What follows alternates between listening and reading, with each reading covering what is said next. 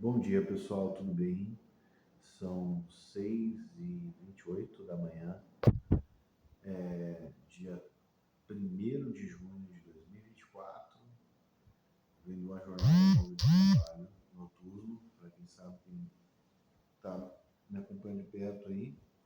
E eu vim falar sobre o expansionismo. Primeiro, as diretrizes do expansionismo, na verdade, os pontos fundamentais, vamos dizer assim, do expansionismo. O expansionismo ele tem como base, a priori, de que o reino de Deus inaugurou no primeiro século e se expande como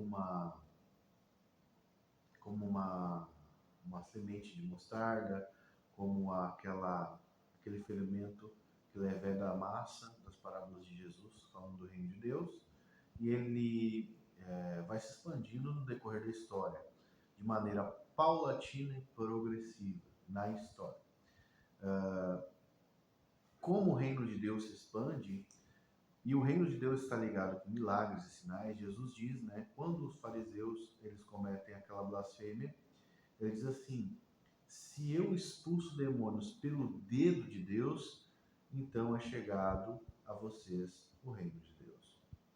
Isso significa, então, que o reino de Deus, a manifestação do reino de Deus, ela se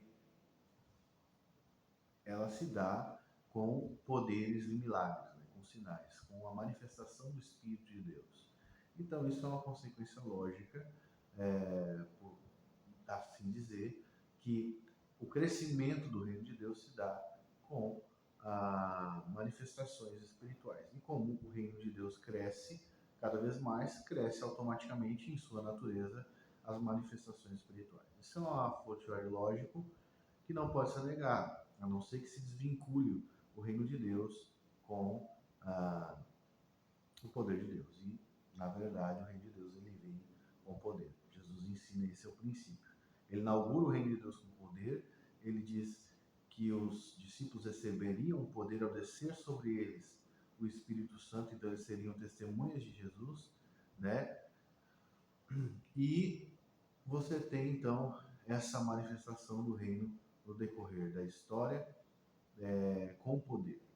Há algumas pessoas vão objetar que em alguns períodos da história você não tinha essas manifestações. Mas se o fortiori bíblico ensina que essa é a natureza do reino de Deus, então esses sinais e esses prodígios devem existir no decorrer da história e devem ser cada vez mais abundantes, enquanto ali naquele lugar existe uma igreja fiel, né, que vai crescendo. Então nós temos vamos dizer assim, esse direcionamento bíblico sobre a natureza do reino de Deus. Então, nós temos essa vinculação, esse elo do expansionismo com,